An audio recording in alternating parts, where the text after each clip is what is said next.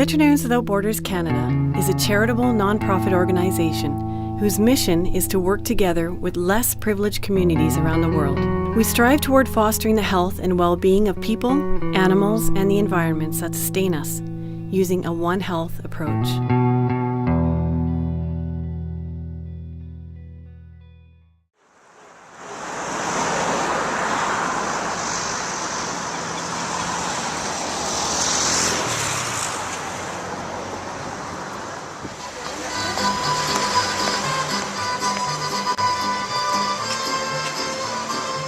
In Latin America, our primary objective is to use the domestic dog as the vehicle to teach people about healthy environment and lifestyles. And why domestic dogs? Well, anyone who has ever traveled to Latin America has probably seen them. They're disturbing, to say the least. Dogs in Latin America have no rights, and they are often treated inhumanely. Therefore, we believe that any step toward resolution can only help the suffering of the dogs and create a closer bond between them and their owners.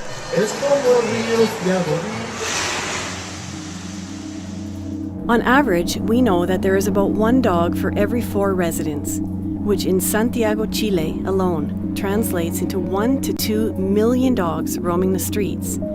And most of these free-roaming dogs are actually owned by someone. There is a shocking lack of an understanding of what it really means to be a responsible dog owner. People have no information on how to do any basic training of dogs so that they can develop healthy relationships with them and enjoy the company of well-mannered pets. The valuable relationship that you probably share with your dog is actually quite rare in Latin America, and it's a direct function of a lack of education about animal welfare, a lack of owner responsibility, and a lack of legislation to protect animals.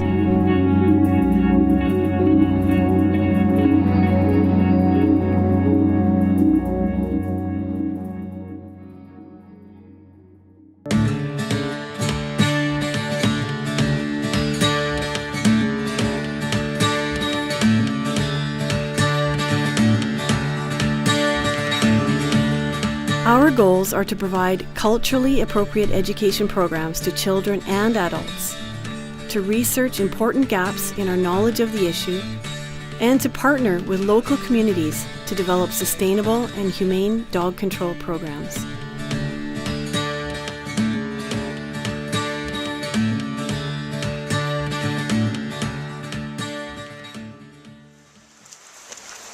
So this is another farm that we've come to. This is another family that works for one of the dairies here near Osorno.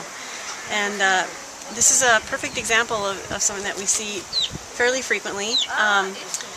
Chile is the most developed country in South America, but one of the things is that people aren't seeing what's happening really in the countryside. This family lives without any access to much at all. You can see behind me, this is their house. There's 3 people that live here. The mom and the dad and a little boy live here. And they have 4 dogs right now that we've just sampled. We just finished doing them all. The mother dog, there's one mother that just had a litter of 7 puppies, and 6 of the puppies were female, and they didn't want to deal with the dogs growing up and coming into heat and having more puppies, so they threw all of the females in a bag and threw them in the river right here behind the house. And so they have 1 little male puppy left that they're going to keep. And that's what usually happens because they have no economic resources to feed these dogs, to feed themselves. You can see the state of the place here. They don't have any means for garbage disposal, so there's quite a bit of garbage around, and there's standing stagnant water right around the house where I can see right now there's swarms of insects hovering over the water, which is a perfect venue for vector-borne diseases.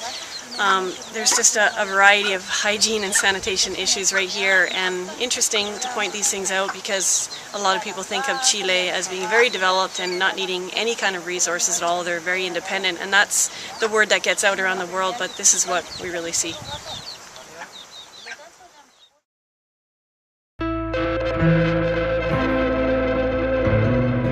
Today we know that what happens on one side of the world affects us all.